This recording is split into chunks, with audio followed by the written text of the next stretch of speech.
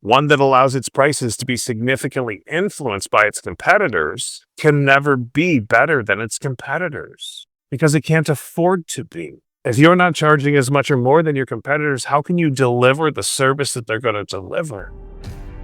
Welcome to the Sales Made Simple podcast. This podcast is dedicated to helping overwhelmed outdoor living professionals, landscapers, and hardscapers just like you increase your closing rate to over 75% without doubling your workload so you can build a seven-figure business that doesn't need you. I'm your host, Joshua Gillow. Let's dig in.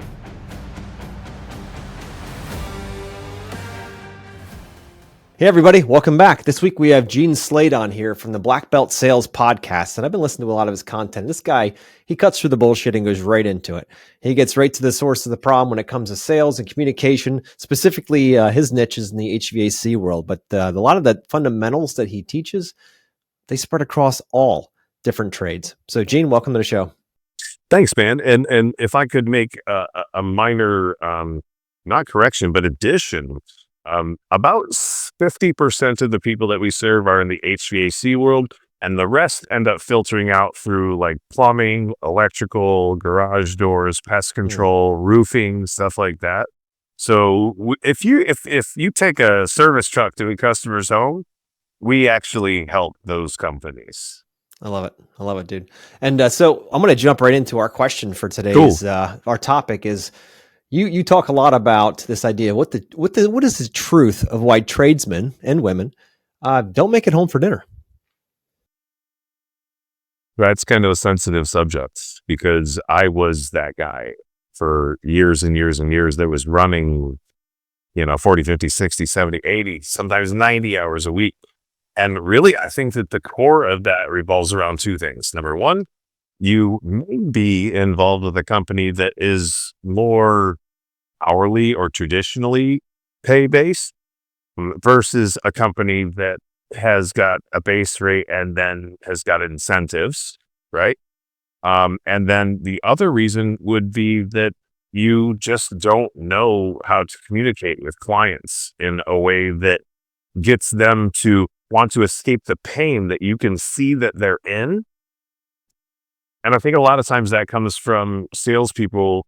Like think of their job as, I need to convince people that the benefits of a product are really, worth buying. But that's a crucial mistake. And that the crucial mistake is that those salespeople are selling the benefits of a product rather than the problem that the client has to escape. Right. And see, Joshua, this is really important for one reason.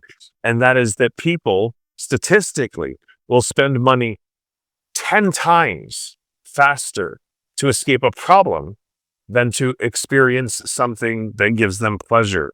Right. And so that's like a fundamental problem with the sales training that has been given in the past, is that it's constantly trying to sell people on the benefits and how their life is going to be better, when it doesn't focus on the challenges that they're experiencing in their life right now. And there are tons of examples that we could give, but that's the short answer, if you will, that I would have to that question. If you want to expand more, we can, for sure. No, for sure. I mean, what you're talking about is the hinge principle, right? The idea that people will do more to avoid pain than they will to seek pleasure. Right? That's 1,000%. I never heard of it explained as the hinge principle before. Yeah. I'm going to have to look that one up. Yeah. I learned something today, dog. Yeah, man. So it's really about, the idea, if we know that's part of the underlining or the underpinning of human psychology, that they'll spend more time and money and effort to avoid the pain than they will to seek the pleasure side, then we need to be focusing our conversation around the pain, right? We need to be understanding. And it's tough for outdoor living professionals to be thinking like, what pain? Like, we're not doctors. We're not lawyers, right? Like how do pain. But what pain, Gene? Like, come on, it's so, either HVAC or service or landscaping. Like, it's not that important. You explained to me earlier that a lot of your audience is in did you call it the hardscape business, like pavers and stuff like that, right? So I have some personal experiences in those areas. I have a pool that we had put in about, I'd say 14 months ago. And it was a $200,000 pool. So it was not a cheap pool, right? It wasn't super, super expensive, but It's a lot of money to spend on a pool. And we have these beautiful, like 1 foot by 2 foot pavers, and everything was put in. It looked beautiful.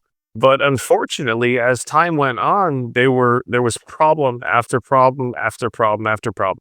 This paper's sinking, this paper's sinking, this one completely collapsed underneath. All of the shit ended up washing out from underneath it. Like, I still have problems to this day from that. So if Mhm. I was selling that service, I would be talking in the beginning about the problems that I had personally had. Were you aware that it's very common when things are not done properly for pavers to start shifting? And would you believe, like, I'm like, I'm gonna have to rewind and Frankenstein this stuff, as my mentor would say, because I'm actually giving questions. I'm gonna have to rewind in a minute and share with you why I'm giving questions. Would you believe that sometimes when pools are not backfilled properly, that you'll be standing in your pool and you'll be walking in, and all of a sudden you'll feel hollow spots? Mhm. Do you think that hollow spots are good? What do you suppose happens to a pool when it doesn't have any sort of foundation underneath the thin cement layer that you're supposed to be walking on?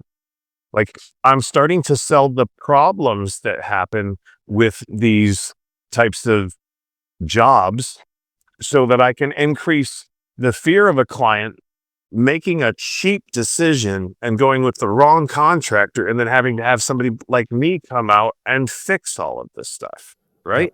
Like, Yep. I'm dealing with heater problems. I'm dealing with problems of the lining of the pool, the flakes coming off because there weren't chemicals that were like supposedly done right in the beginning. Like, there's so many challenges that happen in your business. So think about all the negatives, all the problems that happen inside of your business, and begin to ask clients if they've ever heard of these situations, because that's going to increase the fear of doing business with the wrong contractor. And Mhm. then let me say this, for those of you out there that need to raise your prices, this is a quote, ready? A competitor driven company, one that allows its prices to be significantly influenced by its competitors, can never be better than its competitors because it can't afford to be. If you're not charging as much or more than your competitors, how can you deliver the service that they're going to deliver? Right? So start setting up landmines for other people to come in and blow themselves up on, right? Include guarantees like a level paper guarantee or something. I don't know. Maybe you got to put some money in it to cover it. Right?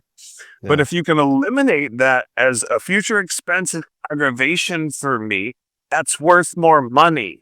Does that make sense, y'all? I hope it makes sense. I hope it lands. So I would start to set up those landmines, talk about the problems that happen in your business and how you guys alleviate and eliminate those problems, because 84 to 85% of people buy based on perceived value, not based on price.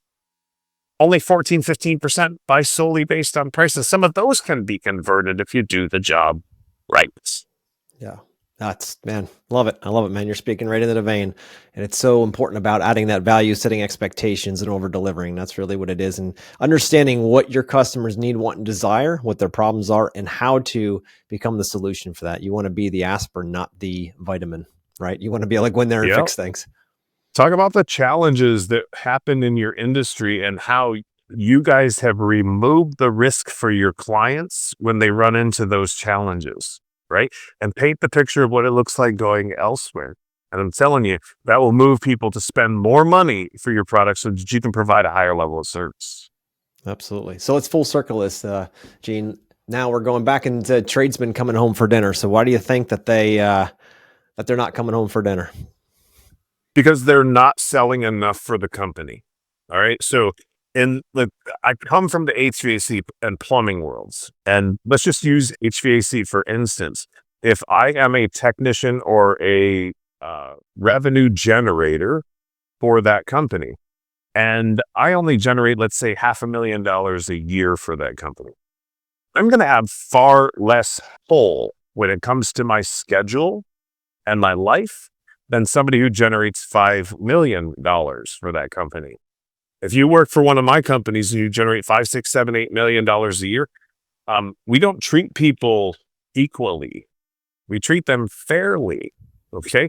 And a $5 million salesperson is completely different than a $500,000 salesperson. So they can get much more control of their schedule and their future. Frankly, if you deliver $5 million in revenue into my company's bank account a year, I don't care what day of the week or what hours of the day you work, so long as that $5 million shows up in my bank account. So if you guys can learn, learn to communicate with the client, and then really come to grips with the understanding that sales is not about going out and taking money from people.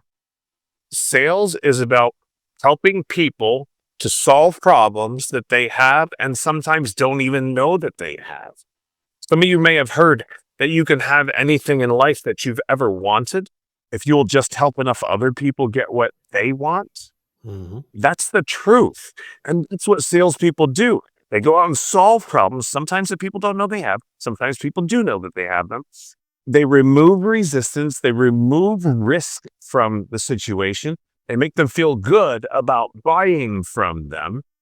And if you can do all of those things, then that's how you end up eventually getting control of your schedule, control of your life, and you get to get home for dinner on time. You get to tuck your kids into bed at night. You get to do fun shit with your family on the weekends. Like I have a guy who's in the HVAC and solar world, and two guys actually, one's in HVAC and solar, and both of them take about 10 weeks a year off.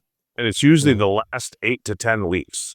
One of them did it last year to have a kid with his wife. Another one just decided he was going to take his family on vacation 10 weeks out of the year, or come out to our events and have fun with us 10 weeks out of the year. So when you get to that level, and it doesn't take long, Joshua, I got many stories, but two specifically, and there are multiples like this.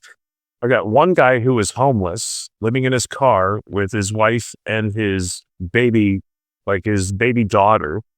Like they would lock themselves into abandoned buildings in St. Louis to try to huddle in corners and stay warm when the wind was whistling in the wintertime.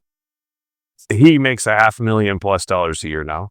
Like within 3 years, he accomplished that. Another guy came out of prison, former heroin addict, been in the pen for over 10 years, had revolutionized his life, found God when he was in there. The dude did over $6 million last year in sales, made over $500,000 a year. It took him less than 2 years to do it. Yeah. So if you can find a mentor, if you can find somebody who can show you the way, man, just do exactly what they tell you to do and watch what happens, right? So you've got to increase your communication level, skills, and then you've got to find a mentor that has done what you want to do, and then just do exactly what they say until you've mastered what they have taught you, and then you can go fuck it up. Yeah.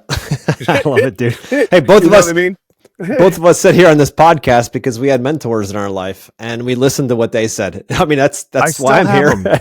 I do too. I have two coaches on a weekly basis that I meet with that are helping me to level up. You know, one of them will be a billionaire in the next 31 months. And then the other one is a phenomenal head coach that helps me with my breakdowns. Because guys, do you guys have problems? Joshua, you got problems? You got shit in your life that's not working or not working as well as you want it to work? Yeah, like I do. Always. Yeah, I do. So we need people that can, you know, sometimes it's hard to see the picture when you're in the frame. That's a Les Brown quote, right? So sometimes you need the influence of outside thinking to look into your life that you can, you know, it's not necessarily a counselor. A lot of coaches are better than counselors nowadays. So you need mentors and people that can speak into your life like you and I have had, Josh. And man, otherwise, how do you level up? I mean, you got to figure it out all on your own. Having a mentor compresses time. We can take 20 years of what would take us 20 years to figure out and compress it into 2 months. Yep. Decades into days. I love it. Yep. Get it down. Never heard of that one, but I like that. Well, listeners out there, hope you got a lot this week from Gene. He's coming back again for the next episode here. We're going to talk about the first steps that people out there who love to build stuff with their hands, how they can transition from building stuff to selling stuff. Because if you're not selling stuff, you're not building stuff. So guys, we'll catch you in the next episode. Thanks, Gene.